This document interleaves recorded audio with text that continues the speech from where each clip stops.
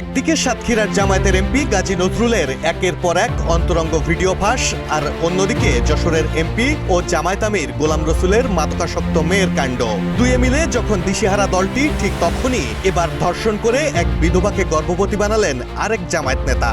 শুধু ধর্ষণ বা গর্ভবতী বানানো নয়, ওই বিধবার গর্ভে যাওয়া নিজের ঔরসজাত অনাগত সন্তানকেও হত্যা করেছেন অভিযুক্ত সেই জামায়াত নেতা। লম্পট জামায়াত নেতা শহীদুল ইসলাম পটুয়াখালী সদর উপজেলা যুব জামায়াতের সভাপতি। এরই মধ্যে নারী শিশু নির্যাতন দমন আইনে মামলা হয়েছে তার বিরুদ্ধে। তারপরই রাতারাতি উধাও।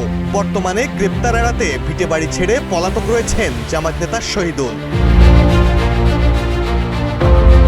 মামলার এজাহারে ভুক্তভোগী ওই নারী বলেন, প্রায় 7 বছর আগে স্বামী মারা গেলে একমাত্র ছেলেকে নিয়ে বাবার বাড়ি চলে যান তিনি। সেখানে তাকে দেখার পর জামায়াত নেতা শহীদুল বিভিন্ন সময় তাকে কুপ্রস্তাব দিতেন, কিন্তু কুপ্রস্তাবে রাজি না হওয়ায় শহীদুল তাকে বিয়ের প্রস্তাব দিয়ে বসেন। বলেন, বোনের সাথে দেখা করাবেন, নিয়ে যান পটুয়াখালী শহরের শেরেবাংলা সড়কের একটি বাড়িতে। গত 24 মার্চ সকাল 9টার দিকে ওই বাড়িতে নিয়ে একটি রুমের মধ্যে আটকে তাকে প্রথমবার ধর্ষণ করেন জামায়াত নেতা শহীদুল। তারপর থেকেই ভয়ভীতি দেখিয়ে কয়েক দফায় ধর্ষণ করেছেন তাকে। এক পর্যায়ে তিনি অন্তঃসত্ত্বা হয়ে পড়লে সম্প্রতি একটি ক্লিনিকে নিয়ে ডাক্তারি পরীক্ষার পর ঔষধ খাইয়ে তাকে অজ্ঞান করে ফেলা হয়। একদিন পর জ্ঞান ফিরলে ভিকটিম বুঝতে পারেন তাকে অজ্ঞান রেখেই গর্ভের সন্তান নষ্ট করে দেন ওই জামায়াত নেতা।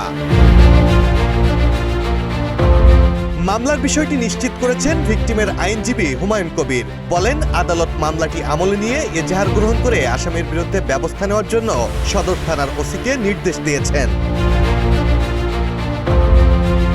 ধর্ষণকাণ্ডের সত্যতা জানতে চাইলে মামলা হওয়ায় মুখ খুলতে রাজি হননি পটুয়াখালী জেলা জামায়াতের আমির নাজমুল হাসান। তবে মামলার আদেশের কপি হাতে পেলেই অভিযুক্ত জামায়াত নেতার বিরুদ্ধে আইনগত ব্যবস্থা নেওয়া হবে বলে জানিয়েছেন পটুয়াখালী সদর থানার OC Moniruzzaman. Desk report, politics BD.